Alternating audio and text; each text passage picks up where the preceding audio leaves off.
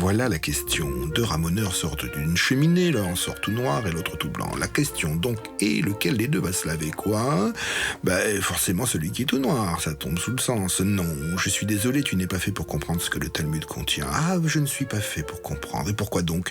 Mais tu ne réfléchis pas, celui qui est sorti tout noir voit que l'autre est sorti tout blanc, alors forcément il croit qu'il est blanc. Ah, tu veux me dire que celui qui est sorti tout blanc voit que l'autre est tout noir, alors il se croit aussi noir que lui, et donc celui qui est blanc va se laver, pas celui qui est noir? Non, décidément, tu ne réfléchis pas. Celui qui est blanc, qui se croit noir, envoie un noir qui se croit blanc, alors que le noir envoie un blanc qui se croit noir. Oui, d'accord, dans ce cas alors qu'aucun des deux n'aille se laver. Et pourquoi pas que tous les deux aillent se laver? Oui, je pose la même question, tu poses la même question, tu poses la même question, mais enfin, depuis quand tu veux que d'une même cheminée puisse sortir un ramoneur tout blanc et un second tout noir? Oui, c'est une bonne question, c'est une bonne question. Non, le Talmud n'est pas qu'un livre de devinettes. Il est bien pire que ça. Ou bien mieux. Question de point de vue.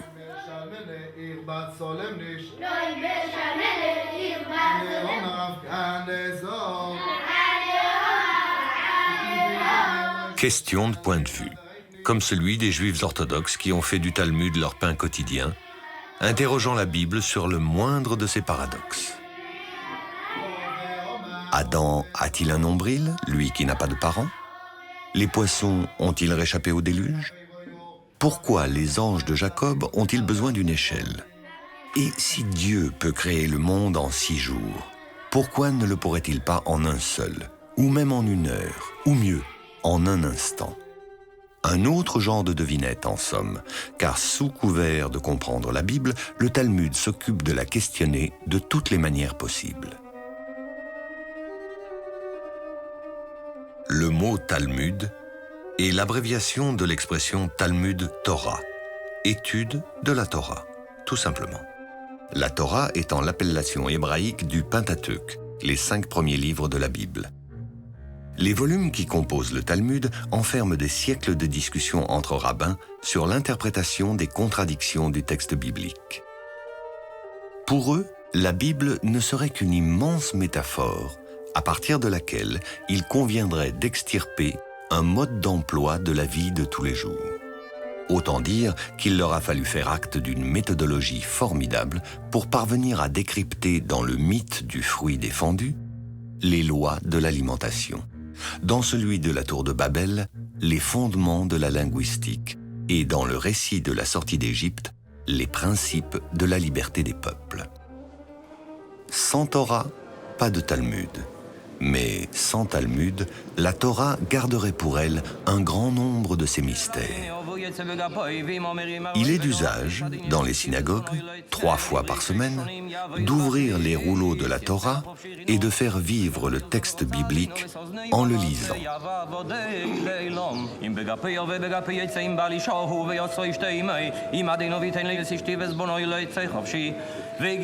Mais donner vie au texte, c'est également en découvrir les interprétations possibles. Telle est la part du Talmud. Durant des siècles se sont accumulées les interprétations des sages. Aussi, plus qu'un livre, le Talmud se présente davantage comme un assemblage de plusieurs livres se succédant au cours des temps. Un livre, dans le livre, dans le livre, presque indéfiniment. Un livre sans auteur à part entière, un livre dont tous les sages, de tous les temps, sont les auteurs. Pas un champ du savoir humain ne sera laissé de côté, car la Torah elle-même les contient tous, même si cela n'est pas apparent au premier coup d'œil. Le Talmud dit « Mon enseignement est pareil à la mer. Tu dois t'y plonger pour apprendre à nager. » Ainsi en est-il de la Torah. Seul celui qui s'y plonge, courant le risque de s'y noyer, pourra apprendre ce qu'elle est. Un océan de lumière. C'est ainsi que le Talmud considère la Torah. Il s'immerge en elle pour en découvrir les profondeurs. Au fil du questionnement, il finit par toucher aux sujets fondamentaux de la cause première, des liens de l'éphémère et de l'éternité, et tant d'autres dimensions essentielles que la philosophie ou la science traiteront aussi à leur manière. Mais loin de l'austérité de la philosophie et de la science, le Talmud sait aussi rire de lui-même. Je reprends. Celui qui est blanc envoie un noir qui voit un blanc qui se croit noir. Et celui qui est noir envoie un blanc qui voit un noir qui se croit blanc. Comment ? C'est simple, c'est pas si simple, mais non, c'est simple. Celui qui est blanc voit bien que sa main est blanche, et celui qui est noir voit bien que sa main est noire. Tu veux me dire quoi ? Que celui qui voit que sa main est propre ne va pas se laver ? Oui. Et que celui qui voit que sa main est sale va se laver ? Trop facile. Non, tu sais, tu peux être propre et avoir encore envie de te laver, tu peux être sale et ne pas avoir envie du tout de te laver. Regarde-toi, par exemple. Nous sommes en 70 de l'ère chrétienne. Titus a fait raser le temple de Jérusalem et les troupes romaines occupent la ville sainte. Les sages, pour la plupart, se sont réfugiés au nord, en Galilée, à Tibériade. Par réaction à l'invasion romaine, désireuse de mettre un terme au judaïsme, un groupe de sages va entreprendre l'un des plus remarquables développements de cette culture juive en décidant de l'élaboration du Talmud. Et ce, sous l'égide de Rabbi Yehuda Hanassi, chef spirituel du peuple juif à l'époque, lumière parmi les siens. Il repose aujourd'hui au cœur de la Galilée, dans le berceau même de son œuvre, le Talmud. Jusque-là, les sages, génération après génération, répétaient de mémoire les dialogues des maîtres anciens auxquels s'ajoutaient leurs propres commentaires. Une sorte de mémoire collective qui risquait de finir par se disséminer et se perdre étant donné le volume des opinions qui ne cessait de croître. Pour éviter un pareil drame, Rabbi Yehuda Hanassi prit l'initiative de faire compiler par écrit près de 2 siècles d'enseignements demeurés jusque-là transmis par la mémoire. Cette première somme, il en décida le cadre, la forme et les limites, et la nomma Mishnah. Mishnah signifiant répétition, du fait qu'il s'agissait de répéter cette fois par écrit ce que la mémoire ne suffisait plus à retenir. Cet énorme travail ne fut terminé que 2 siècles après sa mort. La Mishnah consiste en la première partie du Talmud et sera donc achevée en 220 de l'ère chrétienne. Le Talmud s'organisera selon l'agencement que Rabbi Yehuda Hanassi donna à la Mishnah. 6 ordres, recouvrant tout l'éventail du champ de la connaissance. 6 ordres, eux-mêmes divisés en 63 traités, eux-mêmes divisés en 523 chapitres, qui font du texte biblique un véritable traité de vie. Dieu fit le monde en 6 jours. Rabbi Yehuda le rangea en 6 ordres. 6 ordres comme les 6 directions du monde. 6 ordres comme les 6 jours de la création. 6 ordres qui condensent tout ce dont l'esprit de l'homme peut se prévaloir. En 6 ordres, le Talmud prétend englober tout le savoir possible, comme 6 directions définissent les limites d'un univers. 6 ordres manuscrits qui deviennent la référence des lois et des coutumes du monde juif. 6 ordres qui proposent rien moins qu'un mode d'emploi du monde.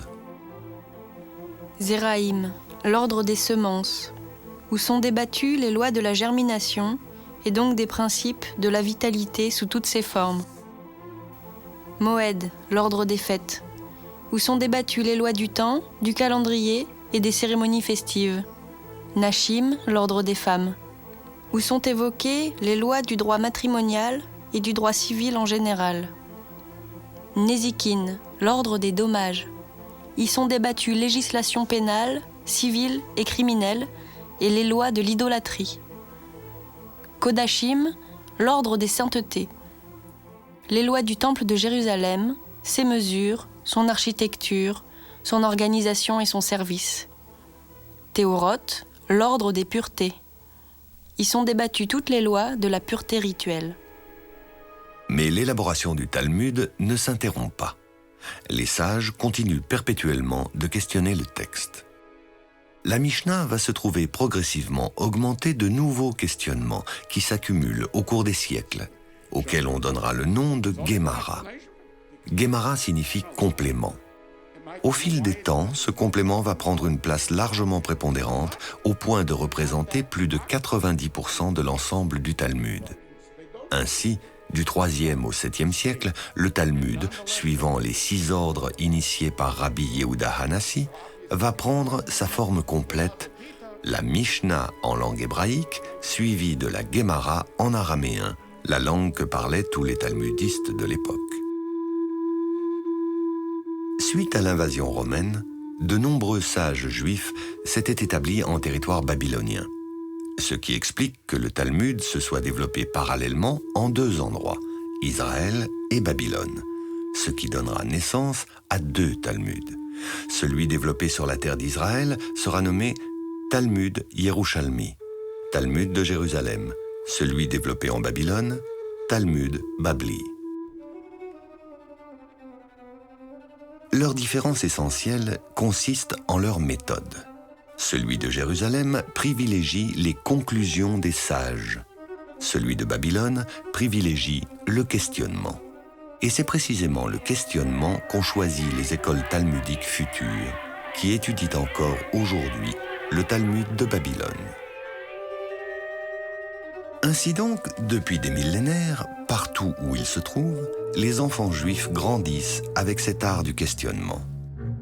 Le Talmud est par excellence le livre de la question. Qui a des questions ? Demandait un jour un rabbin. J'ai tellement de réponses. Il faisait allusion à son Talmud. Mais le Talmud ne se contente pas de répondre aux questions. Il forge l'esprit à la dialectique, qui peut parfois prendre des tournures inattendues. Mais celui qui est blanc, il a peut-être une autre cheminée à ramoner, surtout si ce n'est pas la fin de sa journée. Alors, pourquoi il irait se laver tout de suite ? Cela n'empêche, on peut avoir envie de se laver, même si on ne voit pas que l'on est sale. En fait, on se sent sale. On peut se sentir sale, se sentir toujours sale. Non, mais là, tu me parles d'un névrosé, d'un ramoneur névrosé qui se sentirait toujours sale, obsédé par la propreté. Enfin, cela selon le Talmud de Babylone, puisque celui de Jérusalem ne s'embarrasse pas d'autant de détours. Tu le sais bien, ça. Alors peut-être que celui qui est blanc vient de Jérusalem, tout simplement, et celui qui est noir vient de Babylone, non ? Qu'est-ce que tu penses ?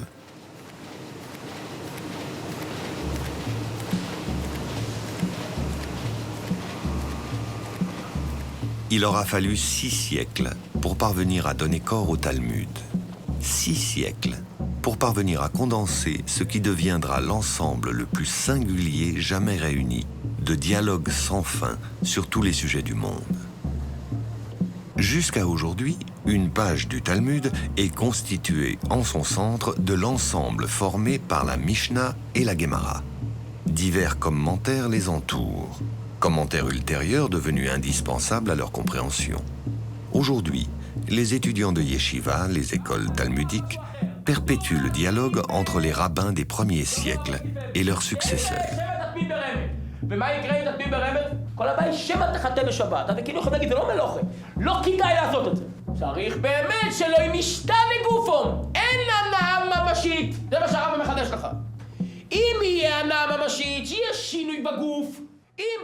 Au sein de la yeshiva, l'art de la controverse est au service de l'étude de la loi pratique quotidienne. Mais avant toute chose, le Talmud développe l'esprit d'analyse, aiguise le sens critique, repousse les frontières de l'absurde le plus loin possible, toujours dans la perspective de rendre optimale la pensée et ses contradictions.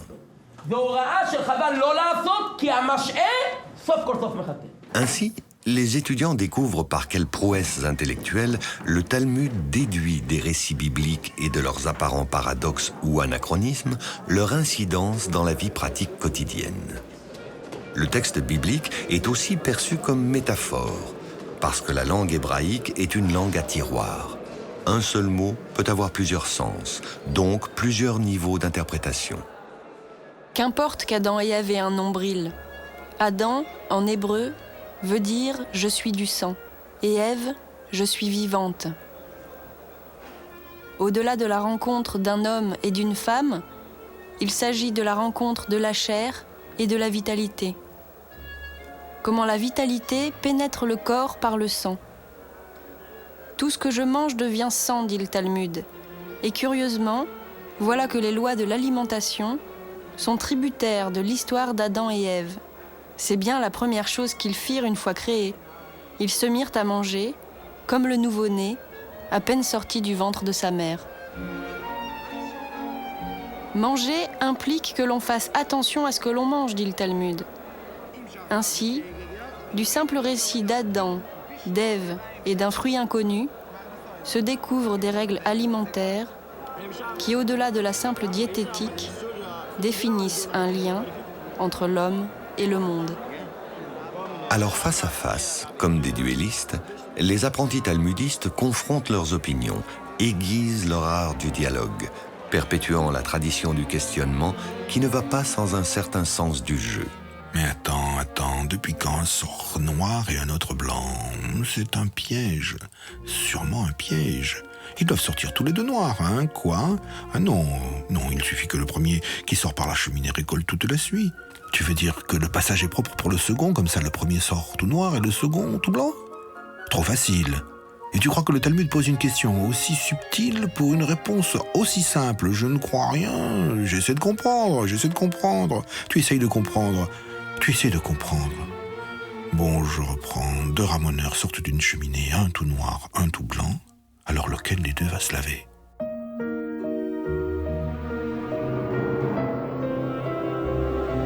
Mais la véritable grandeur de ce livre, c'est qu'il est aussi l'histoire d'un peuple. Le Talmud raconte les Juifs, et les Juifs, le Talmud.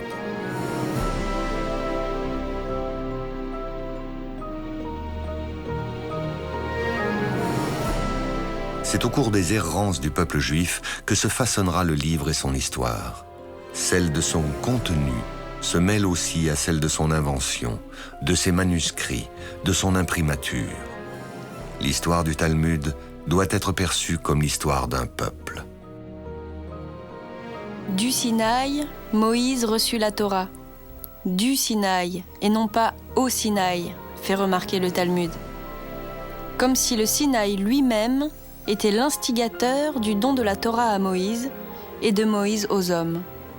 La nuance faisant non plus du Sinaï une simple montagne, mais il y a un lien intime entre le mot Sinaï et le mot Sinat, qui veut dire la haine. De la haine, Moïse reçut la Torah, dit le Talmud. Mais de quoi s'agit-il? Voici comment il conviendrait d'interpréter les choses. De la haine des hommes, entre eux, s'impose la nécessité de la Torah. Torah, livre de paix.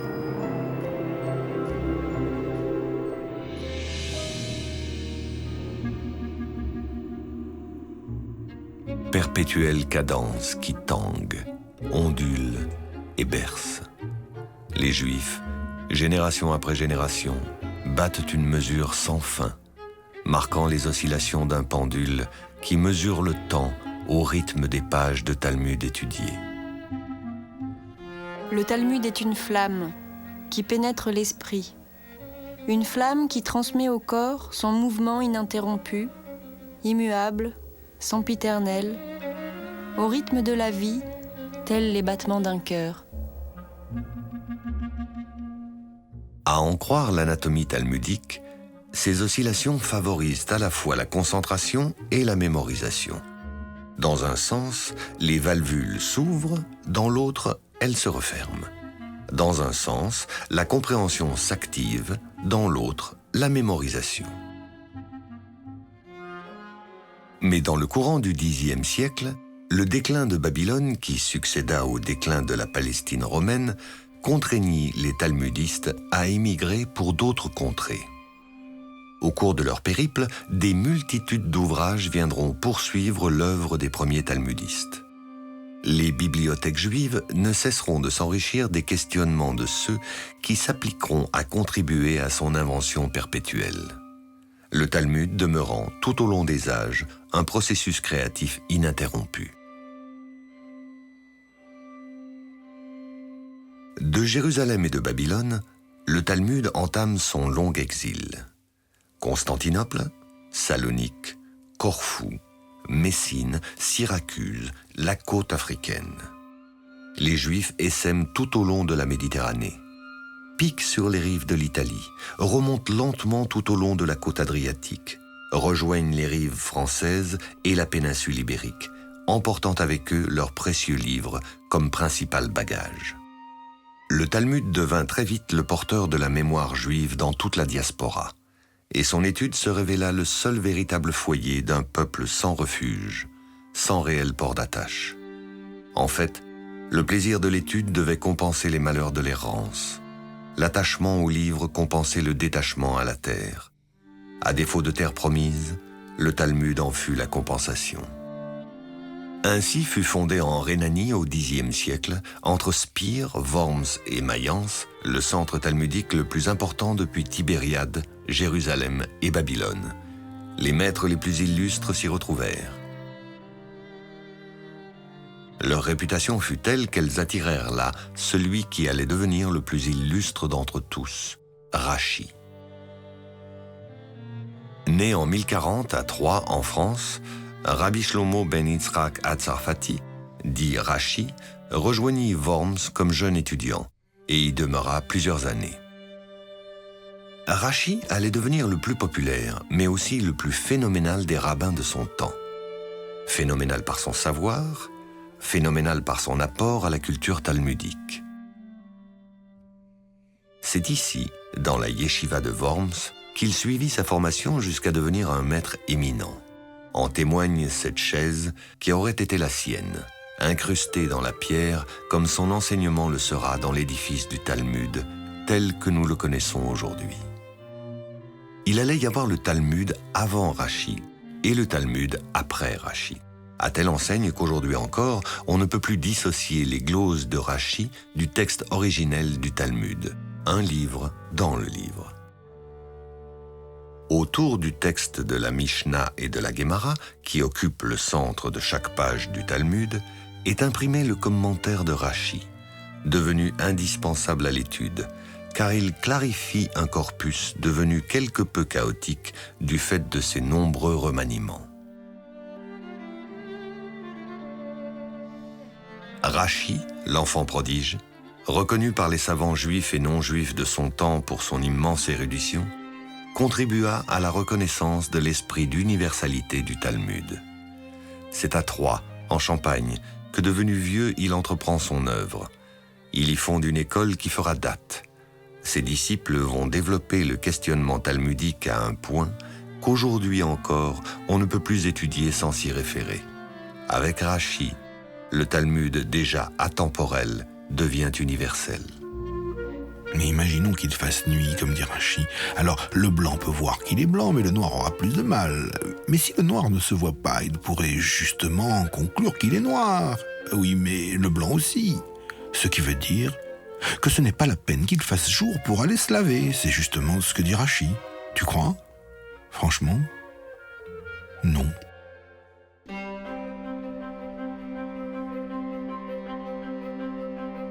Un océan de lumière. Si la Torah reflète la lumière divine, le Talmud canalise cette lumière et l'apprivoise comme la mer apprivoise le feu du soleil.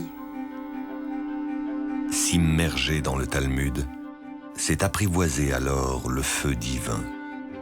Mais ce n'est pas forcément échapper au feu dévorant du monde. Durant l'année 1240, Nicolas Donin, un juif français, converti, devenu dominicain, dénonça au pape Grégoire IX les erreurs et les falsifications qu'il attribuait au Talmud. À son avis, celui-ci contenait des blasphèmes contre le Christ, la Vierge Marie, les anges et les saints de l'Église. Grégoire IX, qui avait dès cette époque fixé les règles de l'Inquisition pontificale, estima de son devoir de poursuivre les hérétiques. Le Vatican demanda expressément au roi de France Louis IX, dit Saint Louis, de mettre fin à la perfidie des Juifs en supprimant tous les exemplaires du Talmud. Saint Louis ordonna que tous les manuscrits juifs fussent jetés au feu. Le brûlement du Talmud eut lieu en 1244 à Paris. Il fut suivi de nombreux autres les années suivantes en application de la législation royale. Le Talmud sera solennellement condamné le 15 mai 1248 comme œuvre du diable, blasphématoire. La répression fut si violente que cela mit un terme au talmudisme français. Et le Talmud reprend son errance, cette fois jusqu'en Espagne. Depuis le IXe siècle, date du déclin de Babylone, l'Espagne est musulmane. Pourtant, pas une de ces grandes cités qui n'abrita quelque éminent talmudiste. Cordoue, Tolède, Séville, Barcelone, Grenade. Les Juifs y résidaient en parfaite tranquillité et l'étude du Talmud y était prospère. Comme en témoigne la cathédrale de Cordoue, bâtie au cœur de l'ancienne mosquée, l'Andalousie de cette époque demeure encore le symbole de la concorde entre les communautés. En ces temps, musulmans, chrétiens et juifs faisaient bon ménage. À l'ombre de la mosquée, à l'ombre de l'église, dans les ruelles de la Juderia, au sein de la communauté talmudique, va poindre une nouvelle lumière.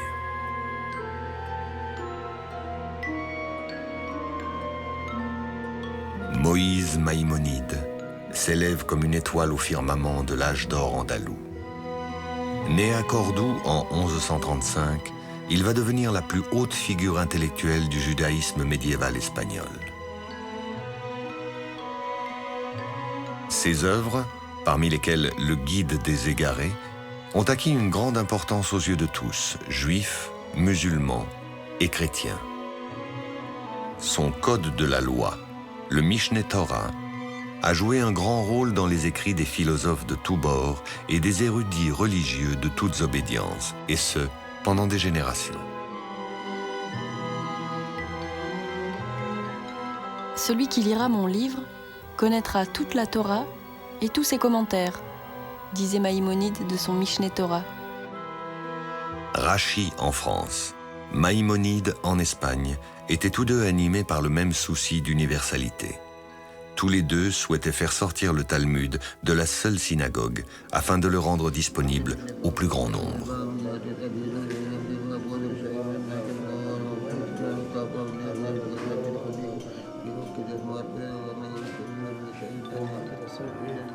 Mais alors que Rachi se préoccupe de clarifier la méthode, Maïmonide la délaisse et ne privilégie que les conclusions des maîtres anciens pour parvenir à une Torah pratique.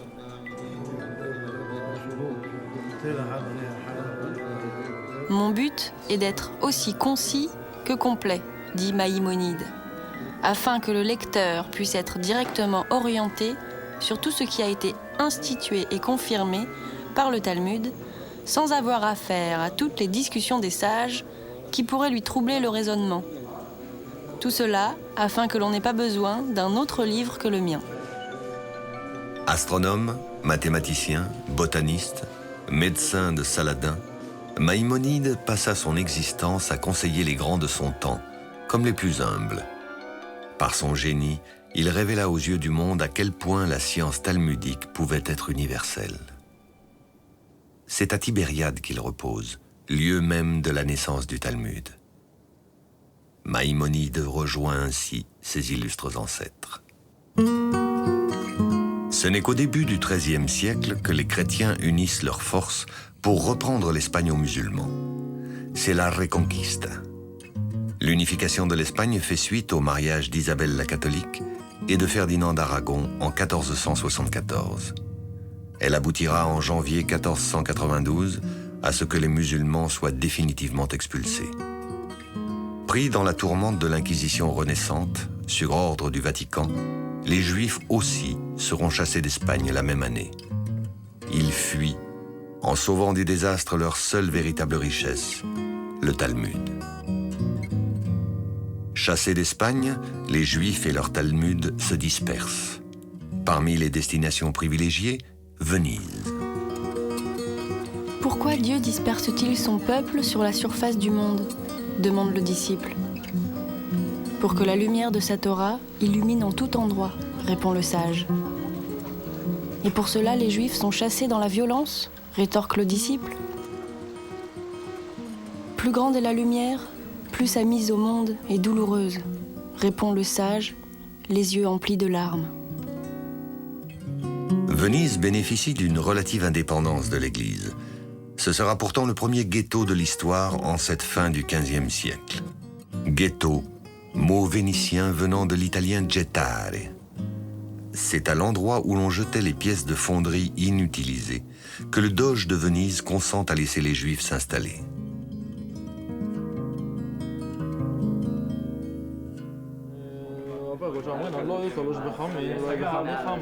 Venise devient une véritable pépinière de talmudistes.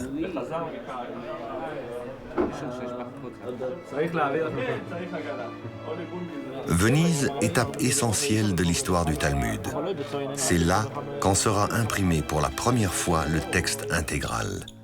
Nous sommes en 1519.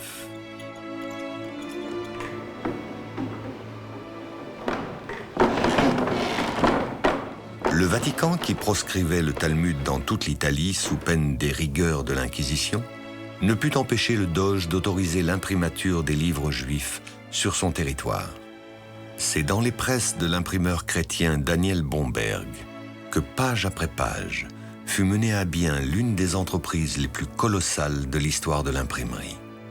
Près de 10 000 pages, examinées à la loupe par des équipes d'éminents talmudistes, conscients de réaliser une œuvre unique, aussi importante qu'inespérée.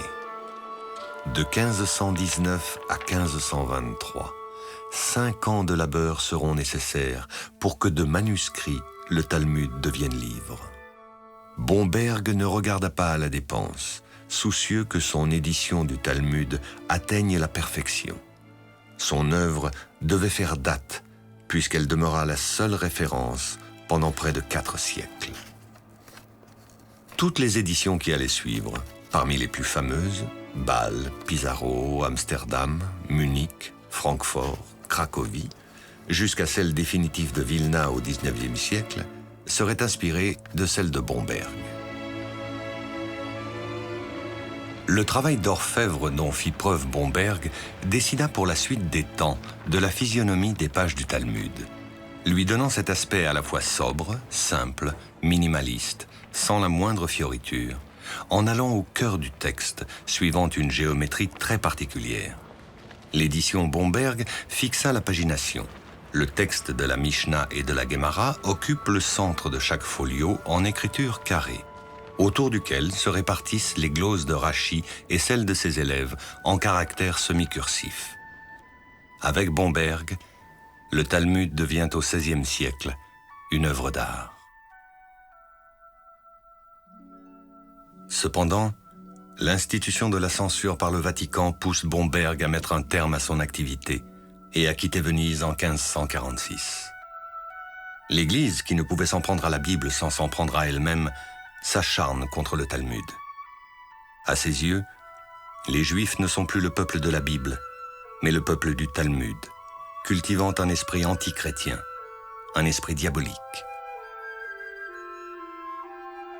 Tous les arguments que l'Église élèvera contre le Talmud et son contenu s'avéreront évidemment sans fondement.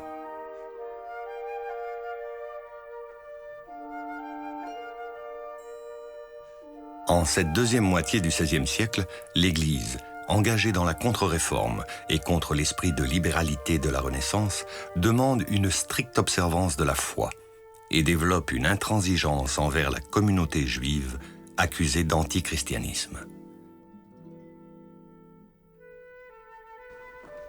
De nombreux monastères possèdent encore des exemplaires des livres confisqués à l'époque.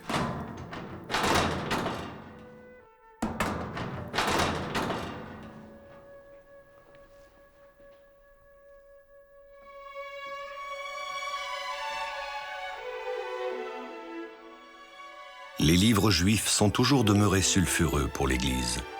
Et incapable de pouvoir les lire, d'en déchiffrer les arcanes, le Vatican ne se contentera pas de les confisquer ou de les censurer.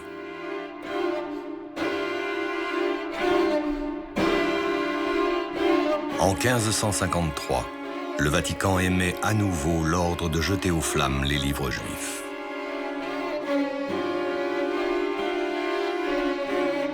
toutes les maisons juives de Rome furent fouillées. Et sur le Campo di Fiori eut lieu l'Auto da Fe.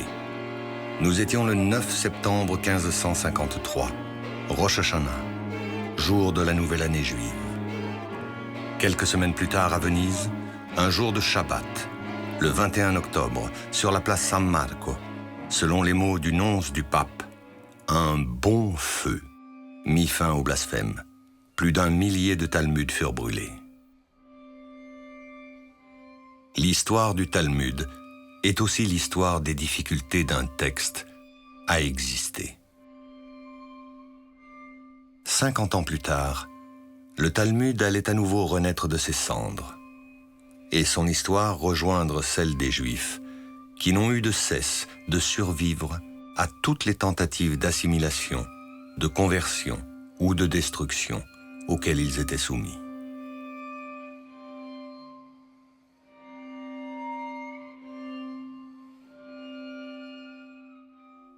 Oui, le noir envoie un blanc qui se croit noir, mais ce noir se croit blanc sans se douter que le blanc se croit noir. Mais est-ce qu'un blanc qui se croit noir est plus blanc qu'un blanc qui se croit blanc? Oui, c'est comme si on demandait « Est-ce qu'une bougie éclaire davantage dans une cave obscure alors qu'il fait nuit dehors plutôt que s'il faisait jour ?» On disait qu'il faisait nuit, justement. Comment veux-tu que 2 ramoneurs ramonent la nuit? Pourquoi ils n'auraient pas le droit de travailler la nuit? Tu peux me dire, ce ne sont pas des hommes libres? Mais qu'est-ce que la liberté vient faire ici? Ce sont les travailleurs qui font honnêtement leur boulot, et pour bien le faire, il faut qu'ils fassent jour, c'est tout. Bon, on dit, ils ont commencé le jour, ils ont pris du retard, il fait nuit quand ils sortent de la cheminée. Alors ce serait l'hiver, la nuit tombe plus tôt, parfaitement. Alors dans ce cas, oui, ça se complique. Comment voir qui est propre, qui est sale en hiver? Mais qui ramone l'hiver? Cela s'appelle le pile-poule, la manie de discuter presque jusqu'à l'absurde. Et c'est en Pologne qu'il est né cet art du pile-poule, sous l'influence de Jakub Polak, installé à Cracovie vers 1500. Dans son enseignement, Jakub Polak s'attache à déployer toutes les ressources de la plus fine et plus subtile dialectique, à argumenter sur tout et à propos de tout. Le pile-poule, de l'hébreu pilpel, le piment. Mais on ramone avant l'hiver, à l'automne. Mais la neige peut tomber avant l'hiver. Ils sont tous les deux noirs, mais l'un se couvre de neige, il est tout blanc. Mais parfois la neige est sale, elle est noire. Alors de la neige noire peut cacher celui qui est blanc, et de la neige blanche peut cacher celui qui est noir, parfaitement. Alors lequel des deux va se laver? Parfaitement. Mais le pile-poule a eu ses détracteurs. À Vilna, la Jérusalem du Nord, vivait un savant talmudiste, Eliyahu Kramer, né en 1720, mort en 1797, qui aujourd'hui encore est vénéré sous le nom de Gaon, génie, par les Juifs de Lituanie, et d'ailleurs. Il ne dormait pas plus de 4 heures par nuit, et pour s'adonner sans relâche à l'étude, il attachait ses peies au plafond et gardait les pieds dans une bassine d'eau glacée pour éviter de s'endormir. D'un caractère élevé, d'une intelligence remarquable, d'une science profonde, le Gaon de Vilna occupait un rang à part parmi les rabbins. Il s'appliquait sans relâche à comprendre le texte et à le soumettre à une sérieuse critique, sans chercher à pousser l'art de la dialectique, qui, à son sens, relevait davantage de l'ergotage que de la vraie réflexion. Son impact fut considérable dans toute l'Europe de l'Est. Il a fondé le modèle des écoles talmudiques modernes et influencé des dynasties de maîtres illustres. L'édition définitive du Talmud, que l'on utilise encore aujourd'hui, est celle faite à Vilna en 1880. Enrichie de nombreux commentaires, elle condense l'enseignement des maîtres modernes et s'inscrit dans la lignée de réflexion du Gaon.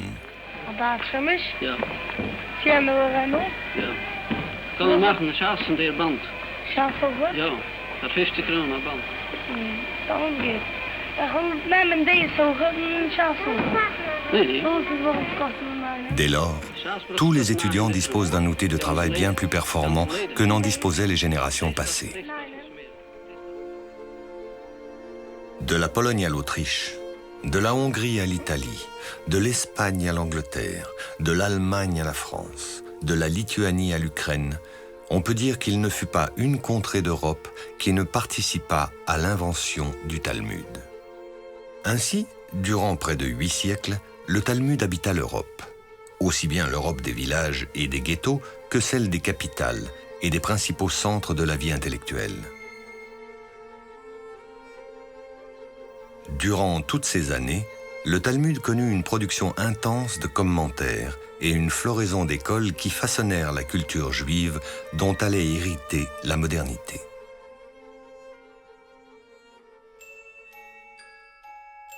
La modernité, c'est l'Amérique. Forcément. Le Talmud quitte la vieille Europe pour une terre apparemment pleine de promesses. Dès le lendemain de la Grande Guerre, et durant les années 20 et les années 30, de nombreuses familles débarquèrent sur le Nouveau Monde. Le Talmud accoste en terre étrangère. Et comme il se doit, l'une des premières choses que font les Juifs quand ils s'installent, c'est imprimer leurs livres. Une manière de marquer leur territoire, fût-il provisoire. La tentation de l'assimilation étant bien plus vive qu'en Europe, le Talmud court le risque de se voir rapidement délaissé. Et pour prévenir les dangers de cette nouvelle donne, les premières écoles vont éclore très vite dans la lignée de celle du vieux continent. Le Talmud prend racine au sein d'une modernité encore déroutante.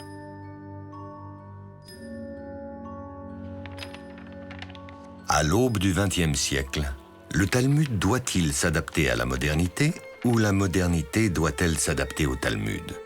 Pour répondre à cette question, il suffit de se plonger dans le dialogue des sages et concevoir combien leurs paroles ont toujours anticipé les événements de l'histoire. L'école de Shammai et l'école de Hillel se disputèrent pendant 2 ans et demi au sujet de l'homme. La première disait « Mieux eût valu que l'homme ne fût pas créé ». La deuxième « Il est bon que l'homme ait été créé ».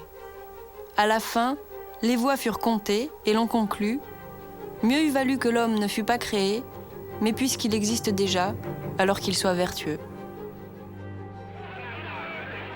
Vertueux? Que reste-t-il aux Juifs à l'aube de la Seconde Guerre mondiale? Aller pratiquer la vertu aux États-Unis?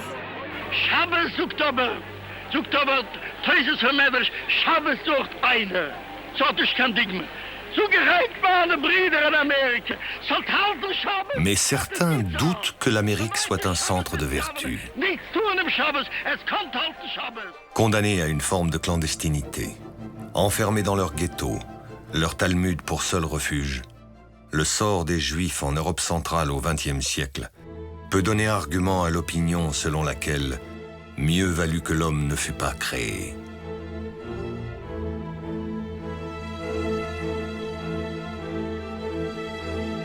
Le nazisme, en tout état de cause, pouvait faire ratifier haut la main pareille option. L'espérance, toutefois, est le fondement du judaïsme. Or, c'est précisément quand il n'y a plus d'espoir qu'il convient d'espérer. Et l'espérance juive s'enracine encore plus haut que l'absurdité du monde. La résurrection en un monde où l'absurde n'aura plus de raison d'être en est l'illustration la plus inattendue.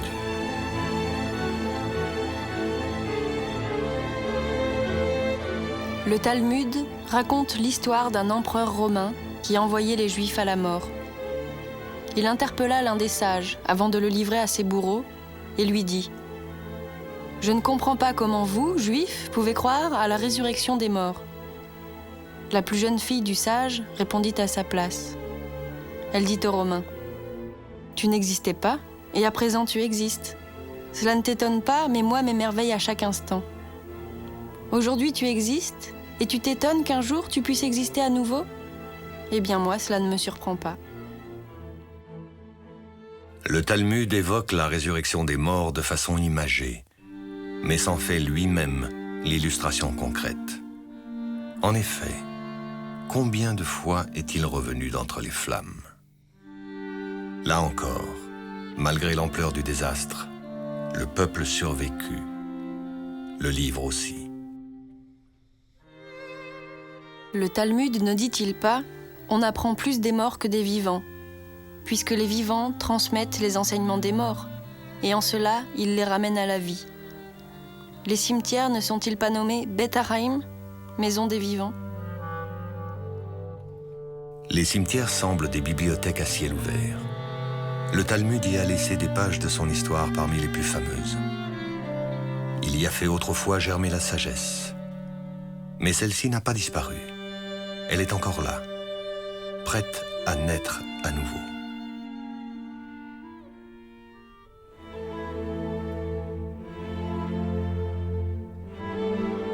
Après la guerre, les études talmudiques allaient redoubler, et notamment aux États-Unis, grâce à l'initiative du Daf Yomi.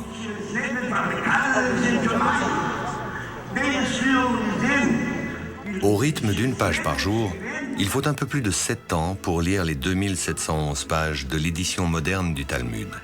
Un exercice auquel se livrent de par le monde tous les talmudistes dignes de ce nom, associés au programme Daf Yomi. Autrement dit, une page par jour. Le principe de l'étude d'une page quotidienne du Talmud fut initié par le rabbin Meir Shapiro, le 11 septembre 1923, à Lublin, en Pologne. Le Talmud serait cette terre spirituelle où les Juifs pourraient au même instant, partout dans le monde, être réunis par une étude commune. En 2005, le Madison Square Garden de New York réunit plus de 46 000 personnes, reliées par satellite aux autres communautés du monde, pour fêter la 11e clôture de l'étude du Talmud, 11 cycles de 7 ans et demi. Un nouveau genre de talmudistes est en train d'apparaître, reprenant la voie de leur père. Comme au sommet des tours de Manhattan, où hommes d'affaires, avocats, banquiers décident de s'adonner à l'étude quotidienne du Talmud avant de rejoindre leur bureau. Une manière de se ressourcer. Puisque la réflexion talmudique a les moyens de répondre aux problématiques posées par la modernité. N'est-il pas dit que Dieu fait le monde en 6 jours et qu'il se repose le 7e? Or, aujourd'hui, l'humanité entière travaille durant 6 jours et se repose le 7e. N'est-ce pas un signe de la modernité de la Torah? Demande le Talmud.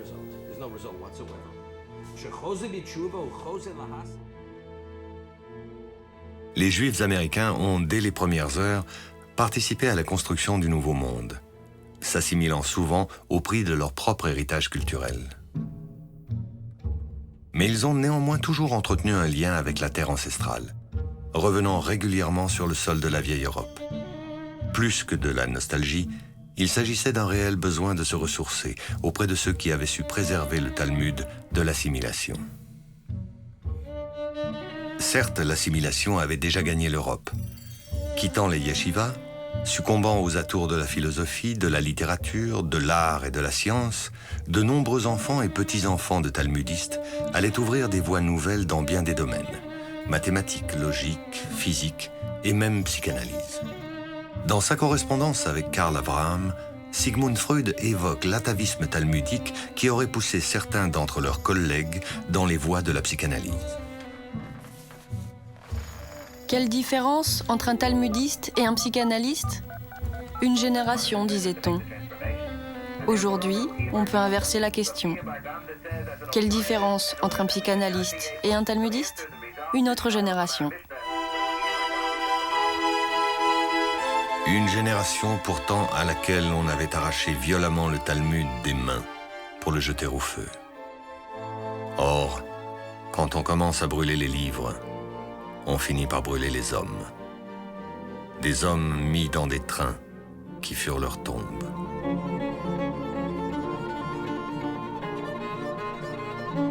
D'autres trains, aujourd'hui, ont pris leur revanche.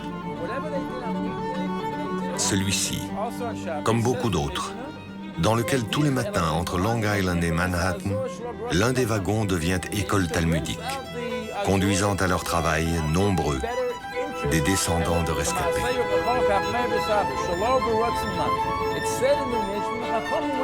Le Talmud stimule l'esprit. On y trouve les fondements du droit, du commerce, de la psychanalyse et de tant d'autres champs d'activité intellectuelle qu'apparemment tout le monde peut y trouver son compte.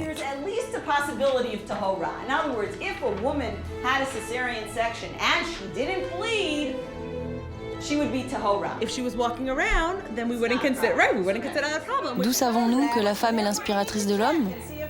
De ce qu'il est dit, Dieu dit à Abraham, « Écoute la voix de ta femme Sarah. » De cela, les sages ont déduit que si la femme étudie, elle peut aller beaucoup plus loin que l'homme. Est-ce pour cela qu'il l'a dispensée de l'étude ? La modernité aura au moins gagné en élèves. Les femmes jusque-là maintenues dans une certaine discrétion, pour ne pas dire une quasi-distance au Talmud, s'y appliquent aujourd'hui chaque jour davantage. Leurs aînés se sont contentés d'en entendre parler. Tous les juifs ont compté des talmudistes parmi leurs ancêtres. Freud évoque le Talmud de ses pères. Marx était issu d'une lignée de plus de 14 générations de talmudistes. Einstein parodie le Talmud sans le savoir en découvrant les lois de la relativité. Kafka avait le regret de ne pas l'avoir étudié. Innombrables sont ceux parmi les fondateurs de la pensée moderne qui, d'une façon ou d'une autre, lui sont redevables. Même si la tradition talmudique fut parfois délaissée, parfois reniée ou bannie, la machine Talmud ne s'est jamais enrayée. À New York, les éditions ArtScroll traduisent sans relâche. Rabbi Sherman est l'un de ces artisans qui, par leur travail de traduction, participent à cette continuité de l'invention du Talmud. Aujourd'hui, le Talmud existe en anglais, en russe, en français, en espagnol, comme si la dernière phase de cette invention était précisément d'être lisible dans toutes les langues, abordable au plus grand nombre. C'est la tâche que s'est fixée Adin Steinsaltz, qui dirige l'Institut des textes talmudiques de Jérusalem. Il est l'auteur d'une nouvelle traduction détaillée qui s'évertue de signifier en quoi le Talmud est toujours d'actualité. Dispenser la lumière au plus grand nombre. Pour ce faire, le Talmud trouve des voies nouvelles que ni Rabbi Yehuda Hanassi, ni Rashi, pas plus que Maïmonide, n'auraient jamais soupçonnées. Rashi nous explique, c'est-à-dire comme ce or qui est le matin, Yizrach Shemesh, c'est-à-dire le soleil brillera pour les tzadikim dans le monde futur. C'est-à-dire que les tzadikim sortiront de l'obscurité au monde futur comme le or qui est le matin. Internet, à sa manière, répète le geste de Hanouka. Hanouka, la fête des Lumières. Une fois par an, il s'agit d'allumer des lumières à l'extérieur de la maison, comme symbole du partage de l'espérance en un monde meilleur. Un monde rendu meilleur par la connaissance. Connaissance qui doit sortir de la clandestinité. Telle la flamme de Hanouka, la lumière du Talmud n'a cessé au cours de son histoire d'éclairer dans l'obscurité.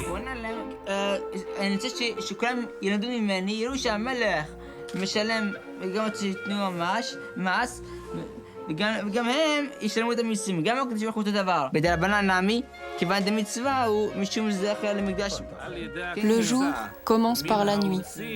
Comme il est dit, il y eut un soir, il y eut un matin, ce fut le premier jour. Il en va de même de notre propre vie. Elle commence dans l'obscurité du ventre de la mer pour s'achever à la lumière du monde. Mais certains disent, la nuit, c'est ce monde dans lequel nous vivons. Le matin sera le monde futur.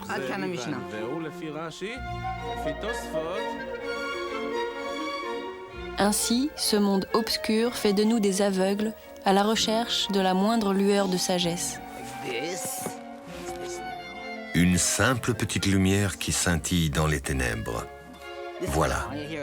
Le Talmud est demeuré tout au long du destin du peuple juif, cette étincelle qui leur conservait dans les épreuves une sorte de clairvoyance. C'est ainsi en tout cas que le Talmud nomme les aveugles, ceux qui voient clair. Et s'ils étaient aveugles, s'ils n'y voyaient vraiment rien, la nuit totale, constamment, quoi, deux ramoneurs aveugles? Ceci dit, pour ce qu'il y a à voir dans une cheminée, si la question était deux aveugles, l'un noir et l'autre blanc, lequel des deux va se laver? Mais dans ce cas, le Talmud aurait parlé d'aveugles et pas de ramoneurs. Oui, mais il est tellement facile de répondre que celui qui est sale va se laver et qu'il faut comprendre que l'intention du Talmud est bien de nous faire comprendre qu'ils sont aveugles. Mais comment peuvent-ils nettoyer une cheminée s'ils n'y voient rien? Mais tu n'as jamais vu d'aveugle jouer du piano? 2 ramoneurs qui joueraient du piano? Non, mais si 2 aveugles peuvent jouer Beethoven à 4 mains, ils peuvent bien passer par le trou d'une cheminée. Mais pourquoi la question n'est pas, après le concert, lequel des 2 pianistes va se laver? Mais c'est ça la question précisément. Juste qu'ils sont ramoneurs, oui, et aveugles. Tu as déjà vu 2 ramoneurs jouer du piano? Non, mais je demande qu'à voir. Ceci dit, j'ai connu un brocanteur qui jouait de la trompette en duo. Ah bon? Laquelle de trompettes va se laver? C'est une bonne question, d'autant qu'elles sont toutes les 2 en cuivre. Mais dis-moi, juste une question. Tu as déjà vu des ramoneurs? Non.